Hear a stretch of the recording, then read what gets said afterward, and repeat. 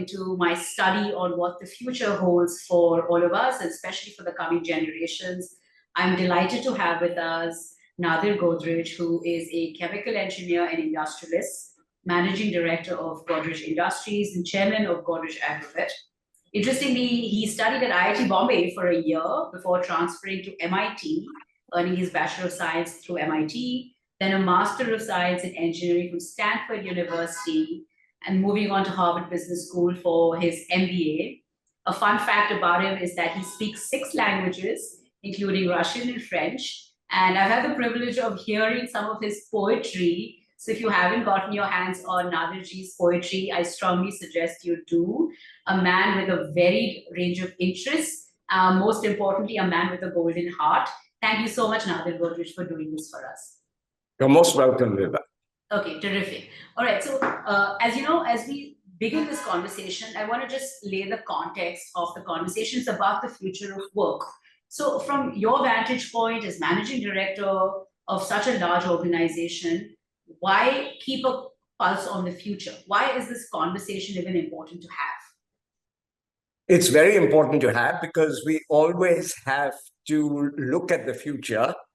But as we all know, it's very difficult looking at the future. As Niels Bohr or Yogi Berra are supposed to have said, it's very difficult to make predictions, especially about the future. So it's true that we can't really anticipate the future. There are many futurologists. Sometimes they get it right, sometimes they get it wrong. We have read a lot of science fiction, which has been uncanny in predicting the future, but they rarely get it completely right, or they get it right, but they don't get the timing right. So it's very difficult to predict the future, but we can always make some guesses about the future. But we must remember that we really don't know the answers. Okay, we don't know the answers, difficult to predict, but still important to at least sort of look out for coming trends as we plan our businesses in the future. Sure, absolutely, we can do that. Okay, terrific. All right. So we'll shift the lens towards predicting trends for the future. And as we try to do this, what are some of the factors you see influencing large corporations and how you are factoring for those changes that are coming in the future? Right. I think the 2 biggest factors are technology trends and climate change. Both have a lot of potential for good to happen, but a lot of dangers.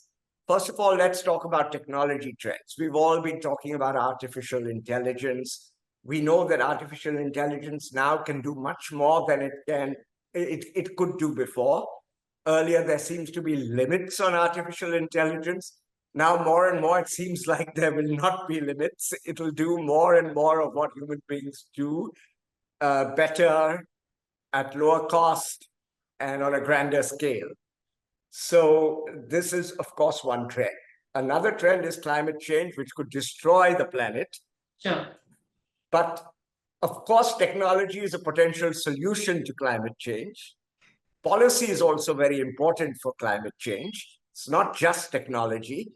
Even today, the cost of adaptation to climate change is higher than the cost of preventing climate change. Yet we are spending lots of money on adaptation and not enough on preventing it. Because the trouble with prevention is you need a level playing field. And only policymakers can provide that. Private sector players can't do that. Individuals can't do that. They can cut their footprint, but there is a cost to doing that. And it's not fair for some people to reduce their footprint and others not to reduce their footprint. So without a level playing field, we can't do anything about that. Okay. But technology gives us better and better solutions. And in our group, we are using those. And in the future, we'll need more and more of those solutions, whether provided by human brains or artificial intelligence. Okay, terrific. So you identified 2 big trends that a lot of people have spoken about. Technology and sustainability seem to be affecting almost every facet of life. If we could go deeper into the technology, right?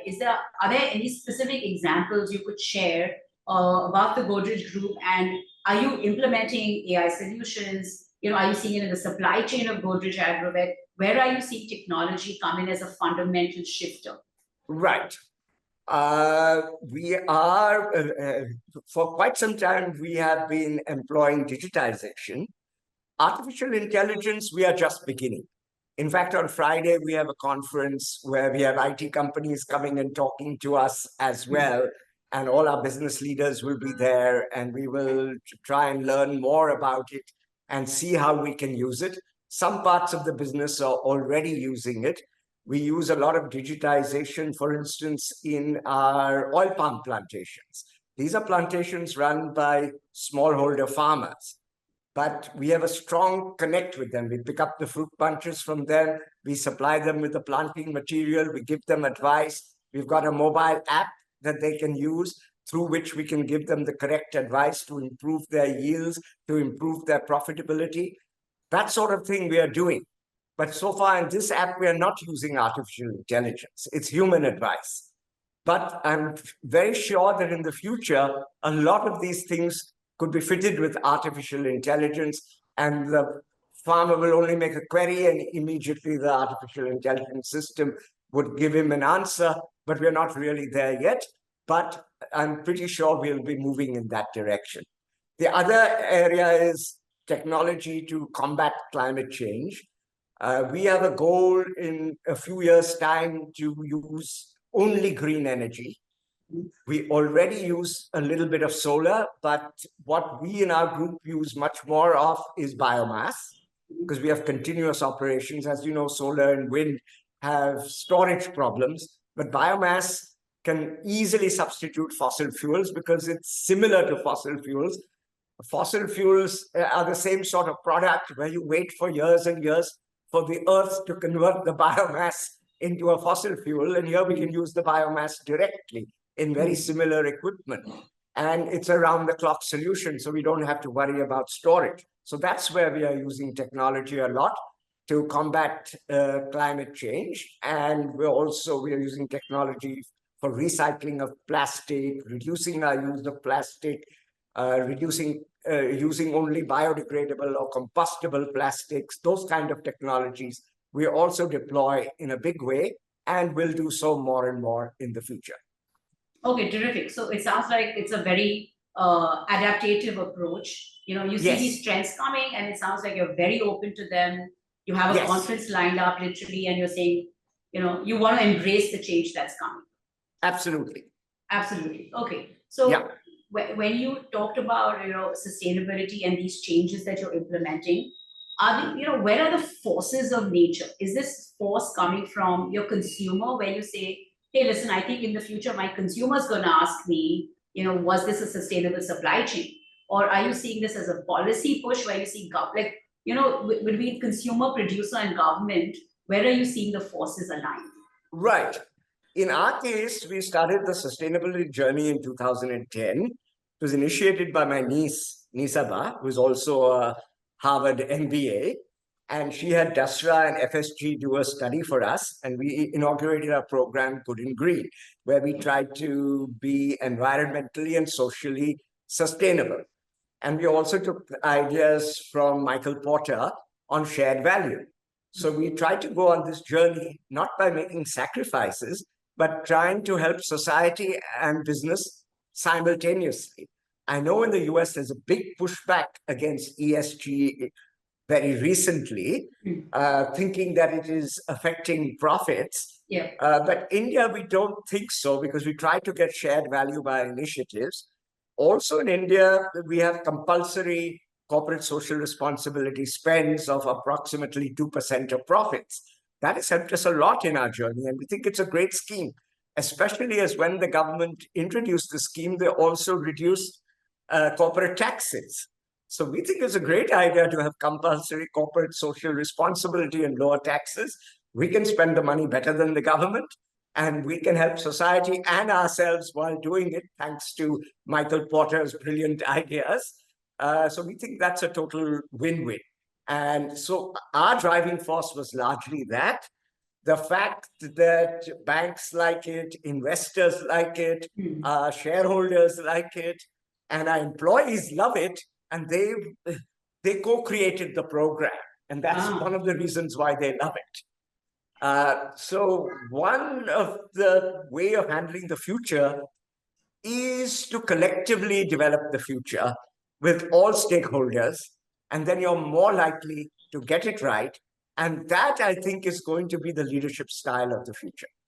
Okay, terrific. Okay, so this sounds like you're saying it was sort of government aided. They gave you the 2%, but that came later, by the way. Our program okay. came before. Okay, terrific. So this seems more like foresight by the Godrej Group. Exactly. By its employees, by its management, and then of course along the value chain, you see its benefits being reaped by everyone. Yes, and we get lots of benefits from it. And we get a lot of benefits. One message I'd like to give everybody, that ESG is not sacrifice, it is optimization. Okay, that's a very optimistic view, because in some of the conversations, I'm hearing a lot of backlash, as you rightly pointed out. And they're talking about the cost of it. You know, they're saying the cost of sustainability and the cost of these things is greatly outweighing the benefits of this, at least as of now. I may be in a little bit of a fortunate position. I'm sitting in India. I have this 2% CSR. Biomass is cheap in India. Growing trees is cheap in India. Watershed development which is a lot of what we do with corporate social responsibility money, helps grow trees in the area, increase farmers' income in the area, and provide water to everybody in the area. So there are a lot of these win-wins. Perhaps there are a few more of these win-wins in India. Perhaps we are in low energy intensive industries where it's a little bit easier. But I feel that if everyone thinks about this and doesn't think of it as a sacrifice, but thinks of it as an intelligent win-win, the solutions will be there in every industry. Okay, terrific. Okay, I love the optimism and the honesty that, look, maybe in my case, is just working really well for me. Right. Okay. But I also think that everyone else should try. Because it's only a question of finding better technology if you have a tougher job. Okay, and that's also coming through. That's also coming. We know about green hydrogen, hard to abate industries such as steel. The only solution is possibly green hydrogen. But India has a very strong green hydrogen program. And so ultimately, they'll be able to do it as well. Are you seeing this movement from the investor community as well in India? Do Definitely. They ask? Yeah, definitely, they're asking. Yeah. Okay, they are. And they appreciate it. And of course, when you do it at very little cost, they love it. Okay, terrific. Okay, so it seems like the group is very futuristic and has already embarked on this direction. Okay, I saw this very beautiful quote on your website which says, "We constantly innovate to improve farmer productivity and help feed the nation." So this is bringing about a couple of questions around food security. Right. When I speak to some environmentalists, they're deeply concerned. They say, with growing climate change, you're going to have a situation by 2050, we won't be able to feed, 1/3 of the population. I mean, it's very, very drastic. Where are you on this spectrum? How serious is food security? Yeah, it is a serious problem. Climate change is affecting agricultural yields. But we belong to the World Business Council of Sustainable Development, and I'm on their Food and Agriculture Committee. They are trying very hard to promote regenerative agriculture. Regenerative agriculture has a much lower carbon footprint and water footprint. It is cost effective, but it is a cost in the beginning with rewards in the future. So it's really an investment scheme. So industry, farmers, together have to find out a scheme of financing it. It's a question of financing, not a question of spending, because the returns come later. And it can be done. And many large companies who are members of WBCSD are already embarking on this journey. We are trying things out in India as well. And so I think it is possible to do a lot. Of course, the biggest problem with climate change in India from the agricultural perspective is erratic rainfall And the watershed developments I talked about help solve that problem. So there are solutions, and they're not very expensive solutions. The other issue is many people think that the carbon footprint of animal husbandry is unduly high, which is true. And many people are talking about protein substitutes, vegetable protein substitutes, cultured meat. All that is fairly expensive and might happen someday. But I want to stress that it's possible to make animal husbandry much more sustainable. We do a lot of innovation in animal nutrition because we are in the animal nutrition business. We also have done innovation in cattle breeding, whereby we produce much higher yielding cows than are currently available in India, but do have immunity to Indian diseases, which we cannot have normally with foreign cows, which are much higher yielding than Indian cows. But with this solution, we are able to do that. And our nutritional solutions have brought down the cost of feeding cows and reduced the methane emissions from cows. So cows can be much more sustainable. A huge amount of food is wasted all over the world. And if we tackle food wastage, we can easily tackle food security. And another problem is that a big chunk of the world suffers from malnutrition, and another large chunk of the world suffers from overnutrition. If we tackle overnutrition, we can help malnutrition. Malnutrition is not only just about getting enough food, but getting the right kind of food. So sometimes it's merely a question of education. Sometimes it's also a question that if you're malnourished, you can't easily correct it because you have got permanent problems which need to be addressed. It's not just giving you the right food once you're already malnourished. You also have to correct the permanent problems. But all these problems can be tackled, and we are producing far more food than we need. As Mahatma Gandhi said, we don't have enough food for everyone's greed, but we have enough food for everyone's need. Okay, so you're saying the problem is stock, but if we just control the wastage, if we manage the supply chains better, there's nothing so drastic that we should have to deal with in the next 15 to 20 years at least. Yeah, it's perhaps the easiest of the climate change issues to solve. Okay, well, and it seems like you are doing a lot of work already. We are doing a lot of work on that because our business depends upon it and our planet depends upon it. Okay, and the climate change problem and people talking about moving to net zero by 2050. Now, where are you on this net zero debate? Some people say it just sounds like a joke because it's just not sustainable to be sustainable. And obviously there are pundits who say, oh, we're going to get there. So where are you on this spectrum? On scope 1 and scope 2, which we have been focusing on so far, we hope to be net zero by 2035. Oh, wow. Okay. Yeah. And on scope 3, we are just doing the studies. And we hope we'll make a lot of progress on that also very soon. This is our supply chain. And the lessons we have learned in our business, we can also teach to our supply chain. And we will also incentivize our supply chain by preferring those who have a lower carbon footprint than others, maybe put a carbon price when we are procuring materials to encourage them to do it. Then we'll give them advice because we've already gone down this journey. If they are not serious about it, we can train them, advise them, help them, or drop them. We have all these choices to make our supply chain more sustainable. Okay, and this sounds like something you are doing out of your own impetus. This is not mandated by India and Indian companies. No, but it is mandated because we are members of WBCSD. Okay, I see. But we don't think of that. We think of that as not as a penalty, but as an encouragement. Okay, and encouragement indeed to help the nation as you grow your business as well. Yes, okay. Yes. Okay. What I'm understanding is you're thinking of everything as a larger ecosystem, and Godrej is belonging to this ecosystem. Absolutely. And that's why scope 3 is so important. It's really not your emissions, but it's your partner's emissions. And obviously you have some kind of responsibility, but obviously they also have a responsibility. So you can work together to solve that problem. And for scope 1 and 2, you said it's going to happen. by 2035. 2035. Okay. Yeah. Is this an internal mandate you have set, saying by 2035? Originally, we wanted to do it by 2020 Oh, when we wow. started our program in 2010. And now we have set 2035, but we actually think we'll do it earlier. Okay. And this is something that you mandated, you have actually set up a 3-year plan, a 5-year plan, and sort of put this in place.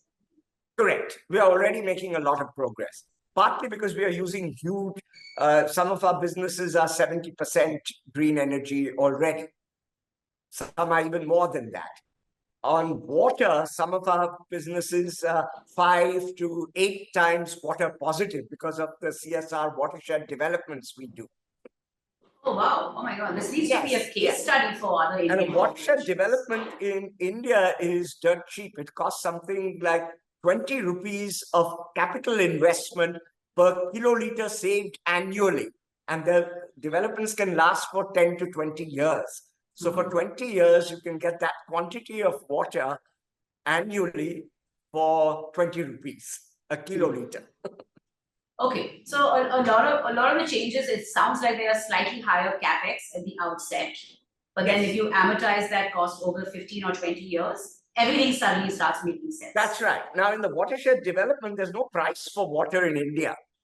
So nobody can do it commercially. But if there were even a reasonable water price in India, you could do these projects commercially. We are doing it from our CSR money. And we think we get tremendous bang for the buck from these spends. Okay, terrific. I love the optimism. I love the collaborative mindset. Okay, let's shift a little bit to business and leadership and management. So I mean, you've been in business for many years, and you have a younger generation now in the business. So when you think of future of work from a managerial perspective, what are some of the changes you feel you're going to have to make, or your children are going to have to make, as they manage large organizations? What are trends in management looking like? The biggest trend is going to be artificial intelligence, because we can sense where it's going. It seems to be able to do anything that you would expect a human to do. It's already, earlier automation was on very routine tasks. Now automation can be in creative tasks. ChatGPT can write poetry and do many other things which we never thought that machines could do. At the same time, there are huge risks. We know about the risks of fake videos. We know about the risk of eliminating work. We know about the risk of being controlled by artificial intelligence. All these risks are very severe. In fact, it seems a technology a bit like nuclear, a wonderful source of energy and a huge risk.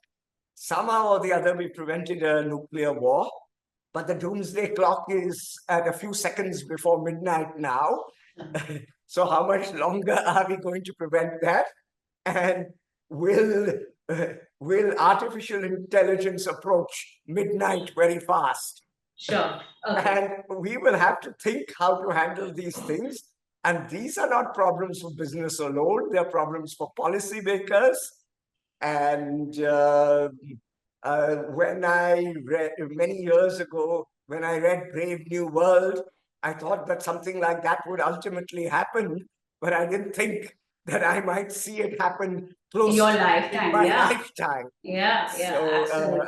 And I don't know if we will have the wherewithal to prevent all these dangers. And that's what I'm very worried about. Of course, we can't give up in the face of this danger. So we'll always have to work to try and use these technologies and avoid the harm of these technologies. But avoiding the harm will be a big part of our future task. Okay. So risk management, risk mitigation is going to become central as we adapt these new technologies. Okay, so one is technological change coming. AI is going to be used by all companies very, very soon in some shape or form. What about the workforce? How have you seen the workforce evolve? I mean, if I see it from my generation, my grandfather, my father, me, and now the next generation, is a radical change in how we approach our careers and our jobs. So what are some of the trends you're seeing as you're deploying a younger and younger workforce at Godrej? What are some of those shifts you've identified? Yes, the work ethic is different for younger people. Of course, in startups and all, they work very hard. Work-life balance is getting more and more important.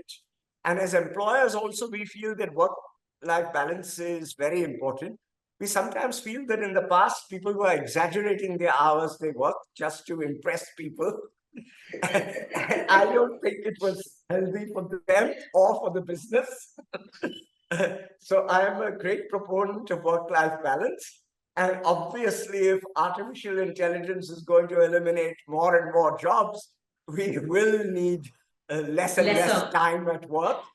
The danger could be that one of your questions was Elon Musk's statement that we won't need any workers. Any jobs, yeah. So that's entirely possible. And I really have no idea how to handle a world like that. Okay. Okay. But you are seeing this work that in a world where work is eliminated, productivity will be huge, wealth will be tremendous. Hopefully, artificial intelligence will give us technologies that can combat climate change. So we won't have to worry about that. But then we'll have two challenges. One, how do we distribute the wealth? Yeah. And second challenge, how do we give people a purpose? Purpose, yes. Both will be big challenges in the future. Otherwise, it'll become a hedonistic society once again. I can't hear you. Otherwise, we'll shift. Can you hear me now? Okay, so continuing in the same vein of future of management and leadership, as you run such a large corporation and employ so many people, you talked about AI and technology becoming a new factor, but you also talked about risk mitigation, understanding the risk that AI brings.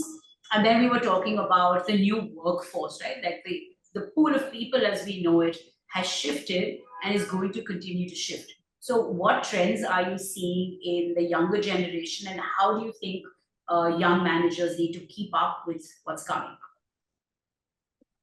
One trend I see is there's going to be much more collaboration involved in business. Over time, experts will be less needed if artificial intelligence really takes on that kind of role. Softer skills will be required. As we said, the future is hard to predict. So adaptability is very important. Resilience is very important. And we saw those were very important skills during the pandemic, because the pandemic was something none of us had foreseen. So none of us were prepared for it. But those who could adapt quickly did better. And we were fortunate that we were able to adapt quickly. We took to work from home very quickly. Our leaders addressed large groups of people online to get buy-in and to get ideas from people, because in complex situations, leaders don't know the answers. The answers are with the followers. And you need leadership from behind, not from the front. Okay, terrific. So you're talking about skills of the future being adaptability, nimbleness, and resilience. Yes. Okay, I want to talk a little bit about the workforce. Are you seeing, I think you were mentioning a trend about people wanting more work-life balance. Do you feel as corporations, you're ready to make that shift and provide more work-life balance? Do you think it's unduly asked for? Like young people just don't want to work? Where are you on this debate? I am fully in consonance with the youth. Okay, awesome. Great. It's my philosophy too. I was never a great fan of hard work, unfortunately. The saddest thing I ever heard was when Thomas Edison said that invention was 1% inspiration and 99% perspiration. I always felt it should be the other way around. So I fully get it. And particularly when you're working from home, often simultaneously working and having fun or doing multiple tasks. And it's very difficult to make a divide. And for your health, it's very important to have work-life balance. I also feel that corporations need to take more interest in the health of employees, because the medical industry is an illness industry. What we need is a wellness industry.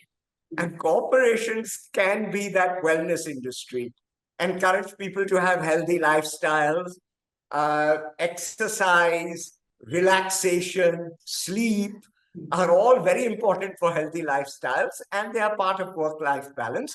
Obviously, I would like people to work shorter hours more intensely. Okay, wow. Gen Z is going to love working at Godrej Industries, because if the leadership thinks this way, then of course it becomes a very, very palatable place to work at. I think what you're saying is also is very practical as well. Just it's very practical, right? It's very practical. Right. You work and it has smart. to be different from what it was in the past. It has to be different. Yeah, right. And I appreciate that in the past people worked very, very long hours and they did wonderfully by their businesses. But now we have to change with the trend. And especially if a lot of work is going to disappear, this kind of work-life balance will be even more important. Even more important and even more probably feasible. And more feasible, both ways. Both okay. ways. Okay, terrific. In terms of the workspace itself, COVID happened, we work from home, Zoom became all pervasive. And then slowly we're seeing the trend shift back to offices and workspaces. We are both doing this interview from our offices. Right. What do you see as the future? Are you seeing more offices? Do you see the office becoming redundant? Are you seeing co-working spaces? Where are you seeing this move to? During COVID, I thought there might be a lot of change, and that more and more people would work from home and come occasionally to the office, and co-working spaces would get common. But I think we pretty much returned to the old world with perhaps a little bit more flexibility. In fact, before COVID, we started introducing flexibility, and we have more flexibility now. But otherwise, so far, not a lot has changed. But we do have flexibility for people who do want to work from home. And such people, when they come to the office, will want to do more interaction rather than work in a cabin. So I think we are going to have hybrid workspace where there's a lot of scope for interaction and a little bit of scope for working on your own. But more and more, I think in the office, people will be working together. Okay, so you're seeing a lot more collaboration coming. A lot more collaboration in the office, particularly as work from home can easily take care of the individual work. Okay, so there might be scope for doing work from home, you work on your individual tasks, you come to the office and you collaborate. Okay, so you are seeing work from home as a trend remaining in the future? To some extent, especially for people who require flexibility. Okay. One thing we see in India is that not all homes are equipped for work from home. And in the pandemic, everyone had to do that. But some of them, it was difficult working from home when there were other demands in the home. Sure, absolutely. And people just don't have the physical space to work from home. Yes, exactly. That's another problem, particularly in a city like Mumbai. In other Indian cities, it would be less of a problem where real estate is not so expensive. Okay, so you don't think the office space is getting obsolete anytime soon? Yeah, offices will continue to... Offices seem to be continuing for now. And later on, maybe we'll see some of those changes we were expecting, but they're not happening yet. Okay. All right, let's shift to the last two sections. We've talked about management. I want to touch a little bit on policy making. Right. For India to be successful, for large corporate houses like yourself to be successful, to infuse technology, to infuse sustainability, all the trends you identified at the start of the conversation. What should the government be doing? How should they be thinking? What would you advocate? The government is already thinking of things like PLI to promote the chip industries that we need for the future. That is happening. But the government is doing a lot on green energy and green hydrogen. But the government needs to do more on providing a fair carbon price. Because if we have a fair carbon price, that we are not disadvantaged vis-a-vis our competitors, Indian or global, then we can solve climate change very fast.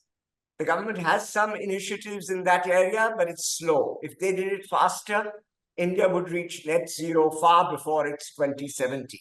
So we need more policy in that area. And all governments need to think through their policies on AI, because otherwise it's going to be a big risk. And if work is going to be eliminated, governments are going to have to think about how to redistribute wealth. The good news is that huge productivity increases will mean huge increases in wealth, but they're likely to be highly concentrated. So how do you do the distribution? One possible solution is UBIs, income distribution, and the government can easily afford it. And I'm not in favor of high taxes, but I'm in favor of low corporate taxes, some degree of personal taxes, and a government sovereign fund, probably in the government's own economy, because if it cuts taxes, the stock markets in that economy are going to do well. And why can't the government have a plan like offering everyone a 10% cut in taxes if they offer 10% of their shares to the government? Like a large government buyback scheme. Exactly. Paid for by tax cuts. Paid for by tax cuts. Yeah, but in effect, if it's a buyback, the shares are given free in lieu of a tax cut. Yeah, but in a country like India with so much inequity, there's only 3% of people, I believe, own equity, right, in the market. So absolutely. So that sovereign fund should be used. It could be potentially used for a huge big UBI. And if work is going to disappear, we'll have to do something like that. Okay, so you're saying this is going to become a challenge because Forbes released we used to read the Forbes billionaire list. Now they released a trillionaire list. Right? And you still see India, half of India is still suffering from basic abject poverty. So this income gap is getting wider. It's getting wider, and the returns to capital are much higher than the returns to labor. And if labor becomes redundant, obviously they're going to be even higher, the returns to capital. So unless the government does some kind of redistribution and the government uses capital to fund it rather than taxes, and if you use these kind of solutions, it's eminently possible. Okay, wow. Okay, the solution I don't know about, because it sort of sounds like we go back to sort of a socialist economy with the government now interfering in income levels. Yes, but a socialist economy where work is disappearing. That's the only reason you need this socialist economy. The problem with the old socialist economy was it discouraged people from working. Sure. But now, if we say we don't need work, if Elon Musk is right, then these are the kind of solutions. Okay. And there is no penalty. Those who are going to be rich in this system will continue to be rich, and there's no harm in having reasonable personal tax and distributing that as well.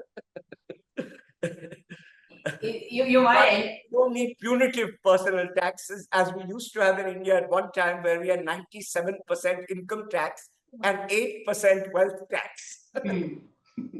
Okay. People have forgotten that. Because nobody was paying tax in those days, because they were hiding their income or setting up philanthropies to own their equity, stuff like that. Okay, so you don't think taxation is the way to go? You don't think taxing the guys at the... No, I don't think taxation is the way to go for distribution. I think a sovereign fund is the way to go, because it's more efficient. Because you lower taxes and the sovereign fund, I'm not saying eliminate taxes, lower taxes, replace it with a sovereign fund. Because you get dividends, the dividends will be far higher than the taxes. And this time you're saying it's not because you're going to promote that people become lazy or whatever. It's just that there are no jobs for people. There are likely to be no jobs in the future. So we better start thinking of that kind of world. I'm not 100% sure that Elon Musk is right, but Sure. I don't have any strong arguments against his belief.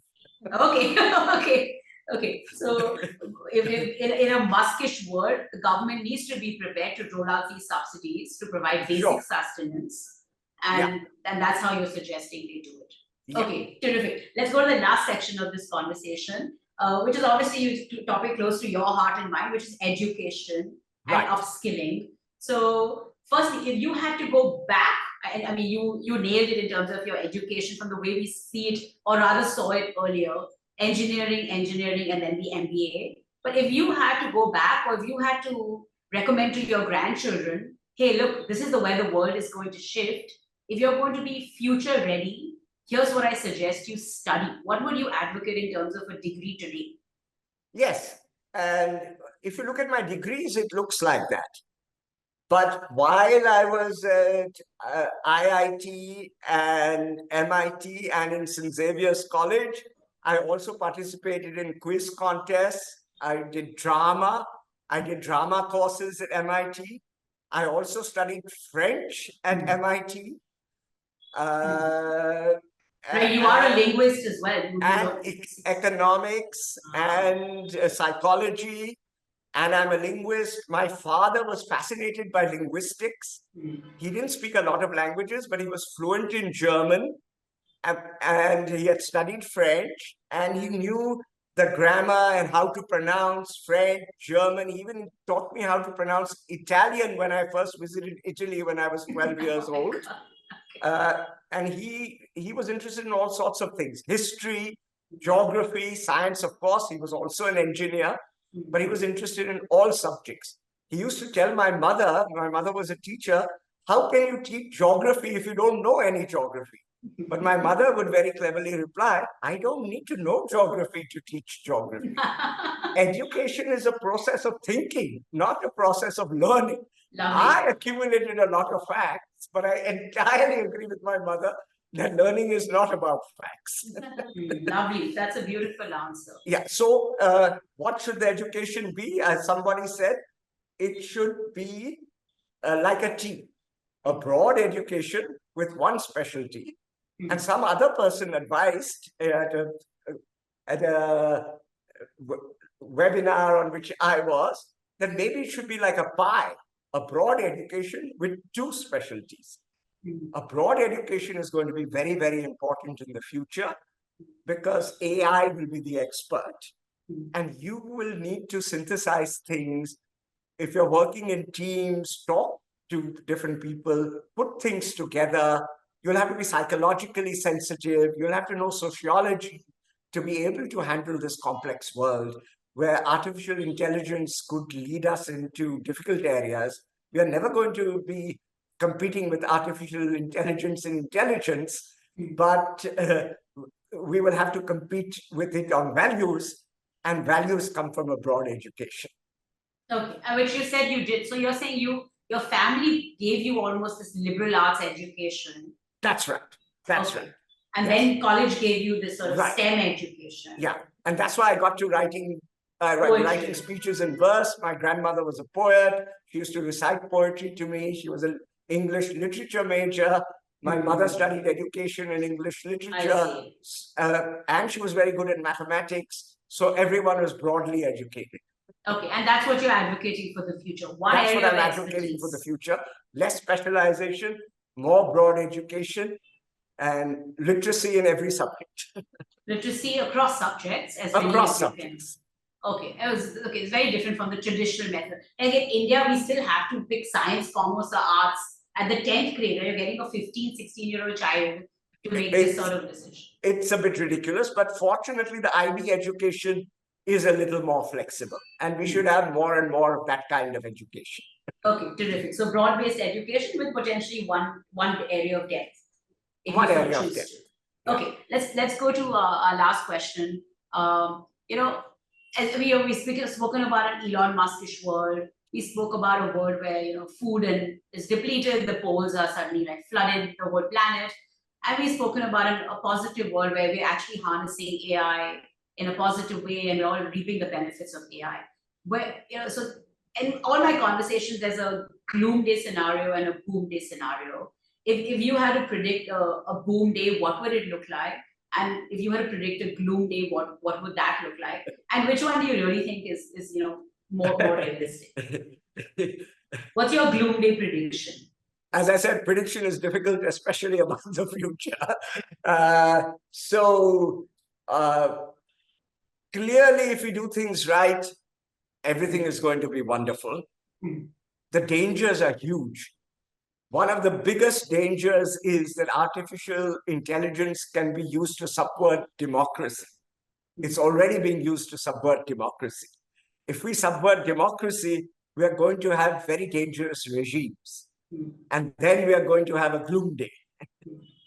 But if we try to harness all the good energies of these technologies and somehow avoid the bad ones, and it's very difficult to avoid the bad ones, the only way we can do that is if all of us collaborate. And it's getting more and more difficult to get everyone on the same page, partly because of the polarization between the far right and the far left, both of which can be very difficult to deal with. And somehow or the other, it's amazing to me that the capitalist USA and communist Soviet Union could sign nuclear treaties. Can we still do that when we have extreme regimes and have an artificial intelligence compact? If we can, we will see a boom day. Otherwise, we'll see a gloom day. Okay, so you're saying collaboration, very important, not just within India and its states. And collaboration with your enemies. With your enemies. And at a global level, you're saying it's... At a global, because you need collaboration. These are global issues. If you don't solve them globally, someone or the other is going to take advantage of them. And if you don't solve climate change globally, you don't solve it. But as you rightly said, it's the polarizing. It's the right versus the left. It's the rich versus the poor. That gap is getting wider, making this an even more complex. The rich versus the poor need not be such a big gap if the rich are smart. They have to meet the poor halfway because they can do a lot to help the poor, and both with money and skills. So the intellectual polarization is possibly more dangerous. Is more dangerous. Though I grant you that all the rich are not necessarily flexible. Yeah, but I like what you're saying. If they're just smart about it and they realize the perils of it and they realize how to harness it, then how to harness it, they can contribute to solutions without losing anything. And increasing their happiness. Okay, I love it. I love how you have an amazingly collaborative. I started with your golden heart, and I think your golden heart has just shone through this conversation because everything centers around collaboration, but the sort of seeping down effects of your collaborative mindset is that it's beneficial to all. So it's a win-win. And I would like to say that a golden heart is not a characteristic of the heart. It's just a really smart brain. Okay, so with that, we're going to let Nadir Godrej go, a man with a smart heart and a beautiful golden heart. This has been an amazing conversation. Probably one of my best interviews so far. Thank you, Nadir Godrej, for doing this for us. I look forward to. You're most welcome, Vibha. It was a great pleasure. Thank you for having me. Terrific. Thank you. Thank you so much.